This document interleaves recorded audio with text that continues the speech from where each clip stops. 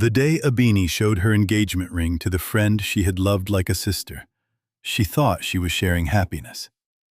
She did not know she was placing her future in front of a house that had been starving for someone else's blessing.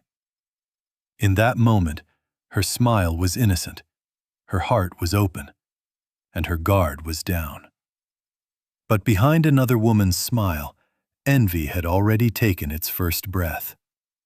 And before this story reaches its end, the woman who stole that rich man will stand in a hidden room, staring at a coffin prepared for her body. So stay with me, because what begins with a ring ends with a truth this whole town will never forget. If you love stories filled with betrayal, mystery, justice, and the kind of ending that stays in your mind long after the story is over, then settle in. And as you listen, ask yourself one question. What kind of person sees another person's blessing and decides it must be stolen? Because that question sits at the heart of everything that happened in this town. In a crowded neighborhood where gossip traveled faster than the wind and every family knew the condition of the next family's cooking pot, two girls grew up so close that people stopped calling them friends and started calling them one soul in two bodies. Their names were Abini and Sade. They walked the same dusty roads to school, fetched water from the same tap, and spent evenings sitting outside under weak yellow bulbs, reading borrowed books and speaking about the lives they hoped to build one day.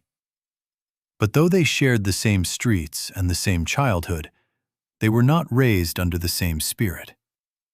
Abini was the daughter of Baba Femi and Mama Ronke, two hard-working people who had very little money but a great deal of peace. Baba Femi repaired broken radios, fans, and generators with patient hands. Mama Ronke sold tomatoes, peppers, and leafy vegetables in the open market. Their roof leaked when the rain became too proud, and their furniture had long passed the age of beauty. But their house carried something many rich homes never find. It carried warmth. It carried prayer. It carried the kind of laughter that makes poverty look less powerful. Abini herself was the kind of girl people noticed twice. The first time was for her quietness. The second was for her mind. She learned with unusual speed. Numbers obeyed her. Words stayed in her memory. She had a way of listening so deeply that even older people felt respected when they spoke to her. But what made her rare was not only intelligence, it was humility. She never used her gifts to make others feel small. When Sade struggled in class, Abini would sit up late helping her. When Saad forgot homework, Abini covered for her. When Saad cried, Abini was the shoulder that never moved away. Saad was beautiful in a softer way. She had gentle eyes, smooth skin, and the kind of face that made neighbors say she would marry rich one day. But beauty is not the same thing as strength. Saad had grown up under the voice of her mother, Mama Kemi, a woman who measured life by comparison. Mama Kemi was not rich, but she carried herself with the hunger of somebody who believed the world had cheated her. She could not celebrate another woman's progress without first asking why it was not hers. If someone bought a new wrapper, she complained. If someone's child passed an exam, she looked for a flaw. If another family received favor, she called it luck and swallowed bitterness like medicine. That poison did not enter Saad all at once. It reached her slowly, in little daily drops. A look here, a comment there. A reminder that beauty should bring advantages. A complaint that life had not rewarded them enough.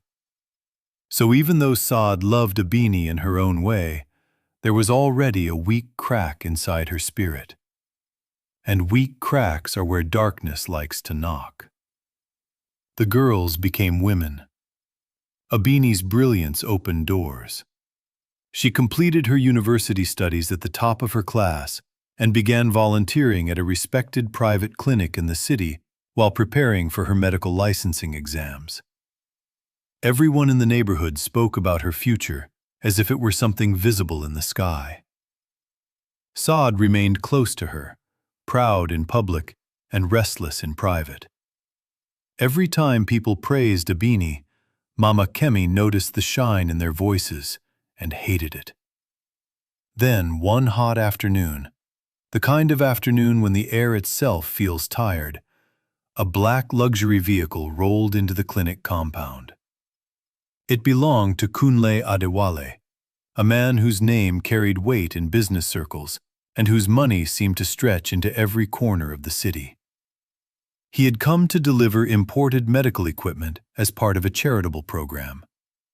Nurses rushed, porters moved too quickly, and in the confusion, a metal oxygen stand slipped from a trolley and lurched toward an elderly patient. Before anyone could react, Abini stepped forward. She caught the frame with both hands and forced it aside, taking the impact on her shoulder. Kunle moved at the same moment, grabbing the top bar and steadying the equipment before it struck the patient. It happened in seconds, but when the noise settled, he looked at her properly. Not at her simple clothes, not at her worn shoes, at her calm, at the way she checked on the patient before checking her own pain, at the fact that she had acted without thinking about herself. That was how it began. He returned the next week, then the week after that. At first, there was always a reason. More supplies, a meeting with the clinic owner, a donation schedule. Then the reasons became thinner, while the visits became more honest. He asked her what she wanted from life. She told him she wanted to become the kind of doctor who gave dignity to people who could not afford it. He asked her why she still lived so simply when she had such a bright future. She told him that being raised by good people had cured her of pride. He listened the way many rich men forget to listen, and the more he listened, the more he found peace in her. Soon he started walking her to the bus stop. Then he began driving her home. The neighborhood nearly burst from excitement the first time his polished black vehicle stopped in front of Baba Femi's compound. People came out pretending to sweep, buy water, or adjust curtains. Children stared openly. Old women pretended not to notice while noticing everything. But Kunle did not carry himself like a man visiting beneath his class. He sat on a low stool in their living room. He drank water from a plastic cup. He greeted the elders properly. He listened to Mama Ronke speak about market prices and nodded with genuine interest. By the time he left that evening, Baba Femi had already said in his heart that money had not ruined this man. Over the next several weeks, trust grew the way healthy trees grow, slowly but firmly. He never rushed Abeni. He did not try to buy her with extravagance. He brought her books she had mentioned, not diamonds she had not asked for. He asked permission before visiting. He spoke to her parents with honor. And when he finally proposed, he did not do it in a hotel or in front of cameras. He did it in that small home with cracked walls, before the two people who had raised her. He knelt on that humble floor and asked not only for her hand, but for the chance to join his life to the values that had shaped hers. Abeni said yes with tears in her eyes. That evening she could not hold the joy inside her. She ran to Sade's house the way girls run to the person they trust most with good news. She entered with breathless excitement and stretched out her hand so the ring could catch the light. Sade widened her eyes and embraced her. She laughed. She praised the beauty of the ring. She called it a blessing. She said all the correct things. But in the doorway behind her stood Mama Kemi, and the moment her eyes fell on that ring, the room changed, though nobody else could see it. She looked at Abeni, the vegetable seller's daughter. Then she looked at her own daughter. Then back at the ring. Something harsh and ancient rose in her chest. To her, this was not romance. It was insult. How could that girl rise so high while her own daughter remained ordinary?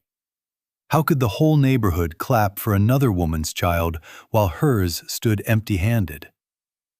By the time Abeni finished talking about the wedding plans and left the house smiling, Mama Kemi had already decided that this marriage would not happen.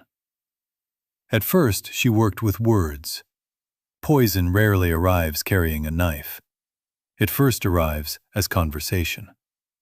She began asking Sade small questions at night when the lights were off and the mind was soft.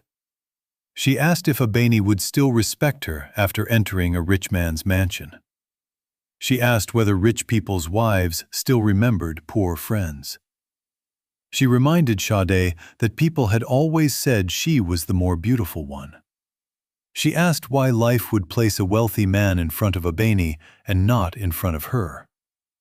She laughed bitterly and said beauty without advantage was a wasted inheritance. Sade resisted. She said Abeni loved her. She said Abeni had never looked down on her. But Mama Kemi kept talking. Every day another drop. Every night another suggestion. She painted scenes of the future until Sade began to see them even with her eyes open. Abeni in expensive cars. Abeni in silk. Abeni surrounded by respect. Abeni moving away while she remained behind. Soon, gratitude began to rot into comparison. Comparison turned into quiet resentment. And resentment made Sade vulnerable to the one thing that never needed an invitation in that house: envy. Still, Mama Kemi understood that jealousy alone would not stop a wedding already in motion. The date had been chosen. The fabrics were being sewn. The invitations were nearly ready. Blessings had already begun to enter Abeni's home. To destroy something so close to fulfillment, Mama Kemi wanted something stronger than gossip.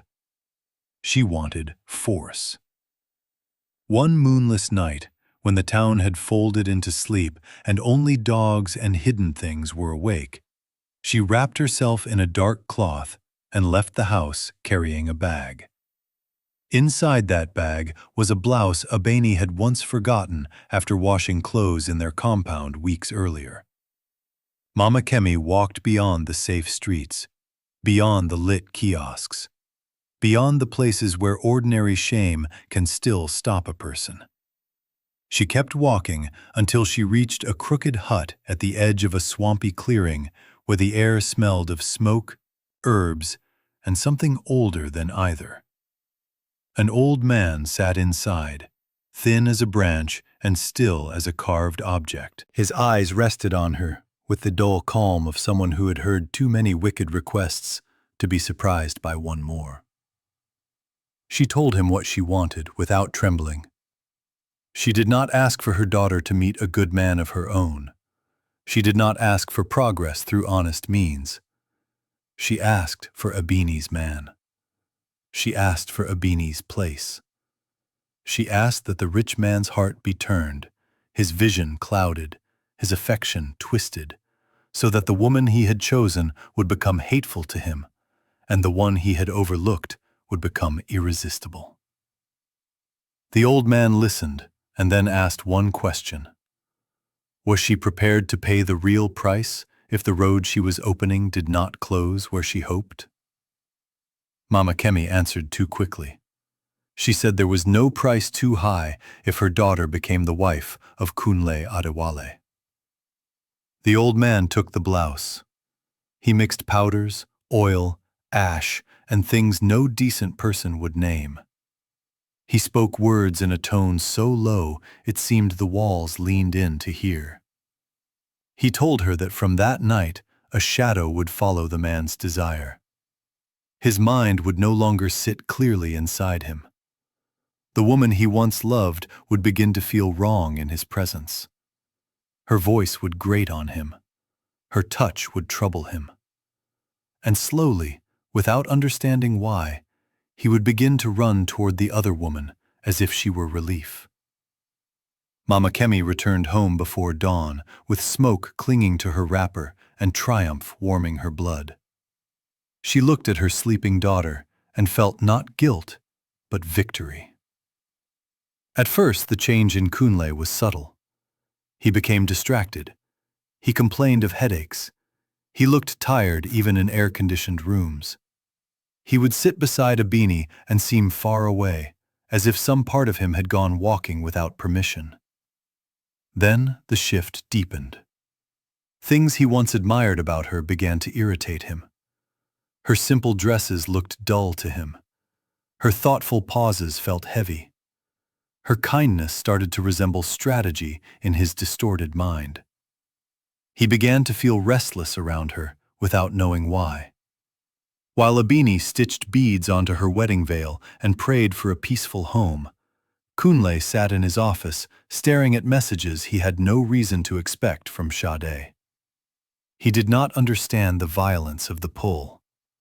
He only knew that when Sade appeared, he felt a strange easing inside his chest, as if some torment quieted for a moment. Mama Kemi made sure those moments kept happening. She dressed Sade in flattering clothes and sent her to places where Kunle would be. She arranged chance meetings with the care of a spider repairing its web. One afternoon, when Abini was inside the clinic helping an elderly patient, Kunle stepped out to his vehicle, looking pale and unsettled. Sade appeared with a bottle of chilled water, and concern arranged perfectly on her face. Their hands touched. He looked at her. Something inside him seemed to lock. From that day, the confusion turned into obsession. He began missing Abini's calls. He stopped visiting her family. When she came to his office, excuses waited at the front desk. The neighborhood, which had celebrated every stage of the engagement, noticed the silence long before anyone spoke it aloud. Then came the first true wound. His car started appearing outside Mama Kemi's house. Whispers spread fast. Those who had praised Abini now lowered their voices when she passed. Those who envied her privately began to enjoy the rumor. Abini felt the change before she understood it. There is a particular coldness that enters a room when people know something about your life before you do. She still tried to believe there was a misunderstanding. She still defended Kunle in her heart. She still clung to the memory of the man who had knelt respectfully before her parents. Then the week of the wedding arrived, and the truth came like a public slap. That morning, the neighborhood was alive with preparation. Women washed chairs, men lifted canopies, children danced around cooking pots. The smell of spices and celebration floated down the road. Inside Abini's house, there was nervous joy. Mama Ronke was checking fabrics. Baba Femi was trying not to look too emotional. Then the black vehicle came fast down the street and stopped so sharply that dust climbed into the air. Kunle stepped out, looking like a man who had buried his own gentleness. He did not greet the elders. He did not enter the house. He stood in the open compound and called for Abini in a voice so hard it silenced the entire street. When she came out, she was smiling faintly, thinking perhaps he had come with some last-minute surprise. Instead, he reached into his pocket, pulled out a bundle of money, and threw it at her feet in the dirt. The whole neighborhood watched. He said the wedding was canceled. He said he had seen enough to know she was not the woman he thought she was. He called her manipulative. He called her spiritually dark. He said he would never bring such a woman into his home. Then, in the same breath, he announced that he had found his true match. He turned toward Mama Kemi's house and declared that he would marry Sade instead, on the very day he had once reserved for Abini. The shame fell like stones. Mama Ronke cried out and nearly collapsed. Baba Femi's hands trembled so violently, he had to hide them behind his back. Neighbors who had eaten from their joy only days before now fed on their humiliation. Some whispered that Abini must have committed a hidden sin. Others said no man abandons a woman so publicly without a terrible reason. The kindness of the street vanished in minutes. That is how cheap public loyalty can be. Abini did not scream. She did not beg. She did not crawl after a man who had shattered her before witnesses. She stood very still and searched his face as if hoping the real Kunle might still be somewhere behind those cold eyes. But she found nothing. Just distance. Just cruelty. Just the feeling that somebody else had taken over the man she had loved. That night, the house of celebration became a house of mourning. Wedding gifts were packed away. Bright fabrics were folded back into boxes. Mama Ronke cried until her voice became rough. Baba Femi sat as if age had suddenly dropped on him from a height. But when the evening grew deep, Abini rose, removed the engagement ring from her finger, placed it on the small table, and spoke with a strength nobody expected from someone so wounded. She said any man who could betray her with her closest friend on the edge of marriage had never been her true covering. She said pain was not always punishment. Sometimes it was protection wearing an ugly face. Across the street, music blasted from Sade's compound. Laughter rose loudly, too loudly, the way people laugh when they are trying to drown out the voice of conscience. Mama Kemi moved through the celebration like a conqueror. She had done it. She had taken what belonged to another woman and dressed her daughter in victory. In the days that followed, she made sure the victory was seen. Sade walked the streets in expensive lace, gold around her neck, and pride on her face. She passed Abeni's gate slowly, arm linked with Kunle's, speaking just loud enough for comparisons to reach their target. She mentioned gifts. She mentioned honeymoon plans. She mentioned mansion life. Each sentence was designed to wound. Abeni never answered with bitterness. She kept her eyes on whatever her hands were doing. But the pain lived inside her all the same. Dignity does not cancel hurt. It only chooses not to display it for entertainment. The wedding between Sade and Kunle was grand and excessive, the sort of event poor neighborhoods talk about for years. Imported decorations, hired musicians, rows of food, cameras, glitter. Mama Kemi glowed with the dangerous satisfaction of a woman who thought she had defeated destiny itself. Then Sade moved into the mansion. From the outside it was breathtaking. Tall gates, polished stone, expensive wood, glass walls, imported furniture. Rooms large enough to echo. But inside, it felt wrong. Not empty in the normal way. Empty in a deeper way. There were no family photographs, no signs of history, no corners softened by affection. Servants walked quietly with their heads down and never looked anybody in the eye. Every room seemed curated for display rather than for life. Said told herself she would adjust. Rich homes were different, she thought. She had won. She only needed time to feel it. But on her very first nights there, something inside the house refused to let her settle. She woke one night to a coldness so unnatural it felt poured into the room. The bed beside her was empty.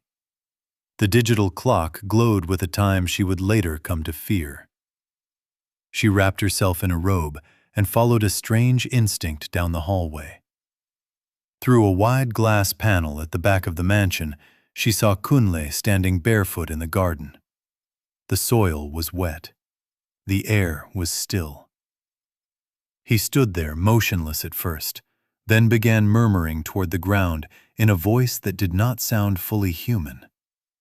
He bent, scattered dark powder over the grass, and pressed both hands into the earth as if feeding it. By breakfast he was composed again, dressed perfectly, speaking softly. But Sade could not unsee what she had seen. A door inside her excitement closed. Months passed, and luxury became a cage lined with silk. She had cars but rarely left the house. She had clothes but nowhere meaningful to wear them. She had jewelry but no peace. Kunle drifted through the mansion like a man with private agreements she could not understand. Sometimes he was attentive for a day, then absent for a week. Sometimes his eyes looked through her instead of at her. When she complained to Mama Kemi, her mother brushed it aside and told her to endure. Big marriages came with secrets, she said. The important thing was to hold the position. Then Sade became pregnant. For a brief season, hope returned. She imagined that a child might turn the mansion into a home. Even Kunle seemed more present, as if waiting for something. But in the 3rd month, she began having the same dream every night. In the dream, she lay on a cold slab while a tall shadow stood over her. It never spoke. It only reached toward her stomach with hands that were too long and too calm. She would wake, sweating and shaking, pressing her palms to her belly as if she could protect the life inside by force. One morning she rose and knew immediately something was wrong. The heaviness in her body had vanished. The quiet movements she had begun to imagine were gone. At the hospital, doctors examined her, then examined the scans again with baffled faces. They told her there was no pregnancy. Not that she had miscarried in a normal sense. Not that there were remains or signs of recent loss. It was as if the pregnancy had never existed. She returned home, broken and confused. Kunle listened without surprise. He nodded once and said only that some sacrifices were part of advancement. That sentence never left her. A year later, she conceived again. Again there was hope. Again there were dreams. Again, the child was gone before reaching the 4th month. And each time loss struck her body, wealth seemed to rain harder on her husband. A new contract, a new property, a new expansion. It was as if her womb had become a hidden altar where something was being traded. Her beauty began to thin. The roundness left her face. Her skin turned pale. Her joy withdrew so completely that even her laughter sounded borrowed. Mama Kemi noticed the decline, but refused to name its source. She told her daughter to pray more and complain less. She told her to focus on producing an heir. She told herself that the discomfort was temporary and the reward still worth it. Greed does not surrender quickly, even when fear has already entered the room. Then, one afternoon, while Kunle was away on a trip, and most of the servants were occupied in another wing, Sade found herself standing before a locked door at the bottom of the basement stairs. It was the only door in the house she had never been allowed to approach.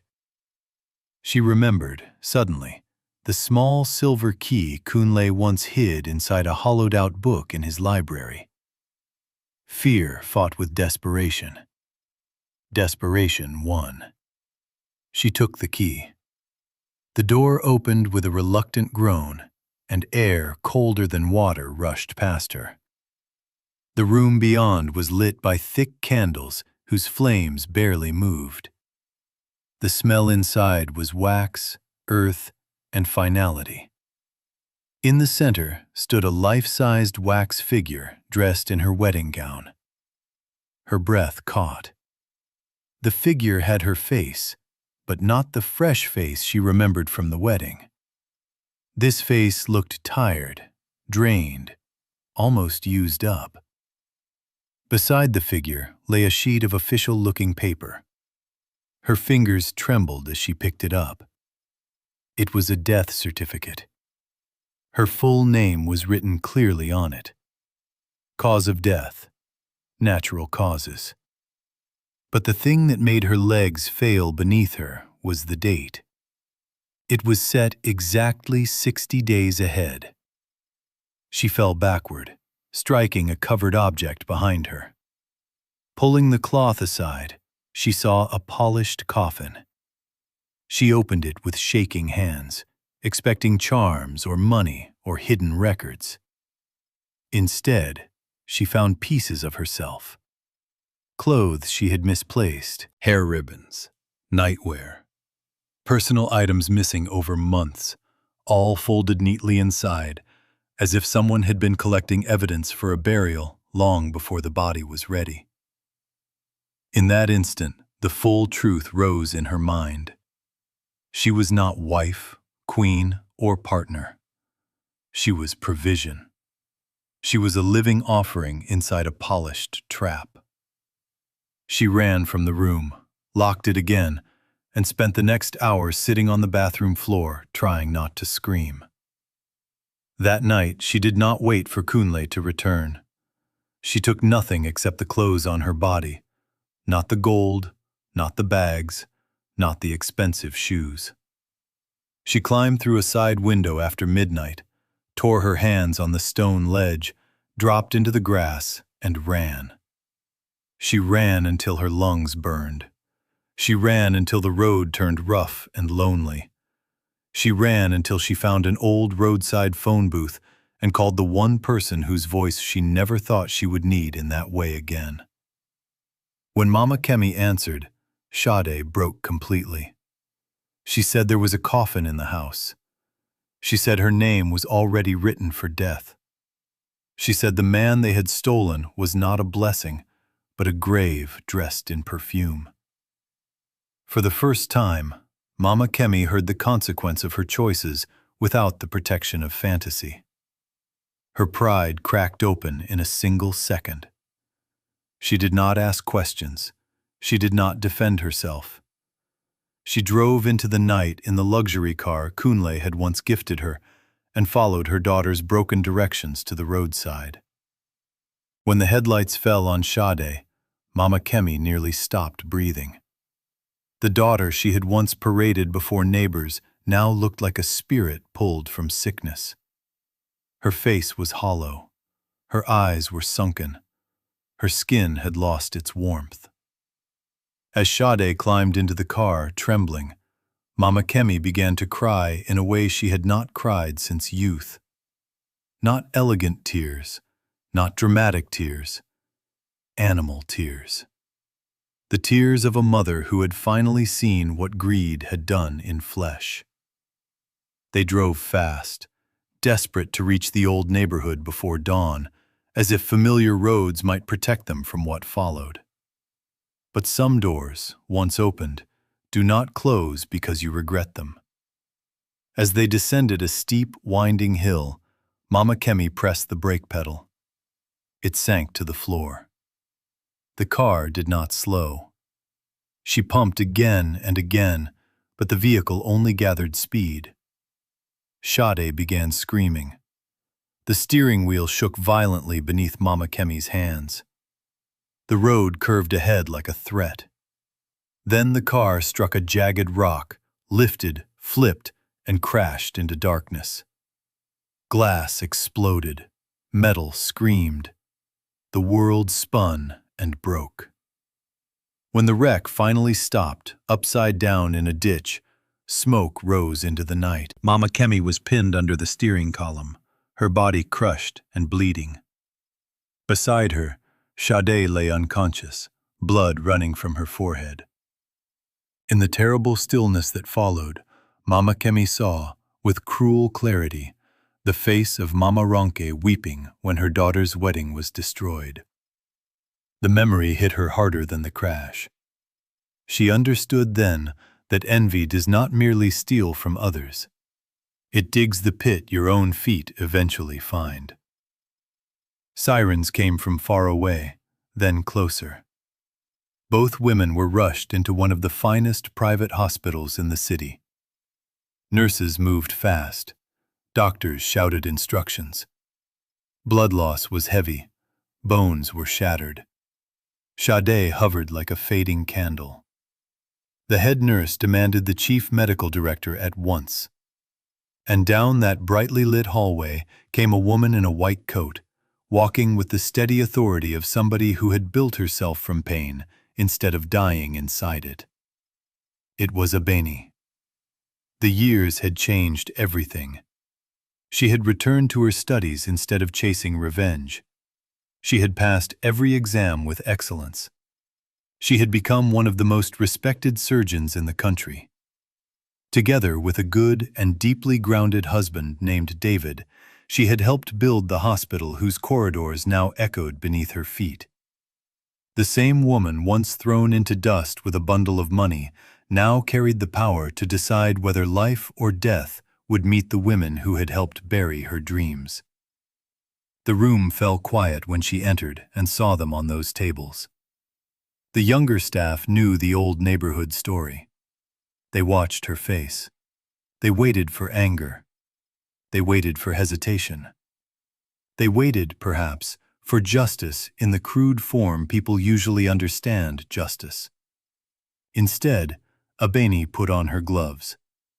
She said nothing about betrayal, nothing about stolen destiny, nothing about humiliation. She simply moved toward duty.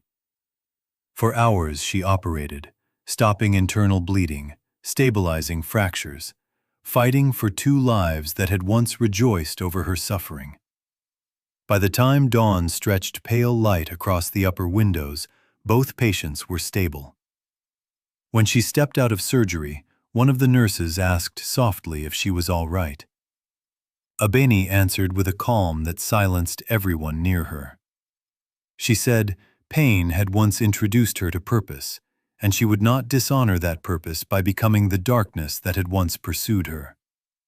The investigations that followed tore the rest of the hidden story into the open.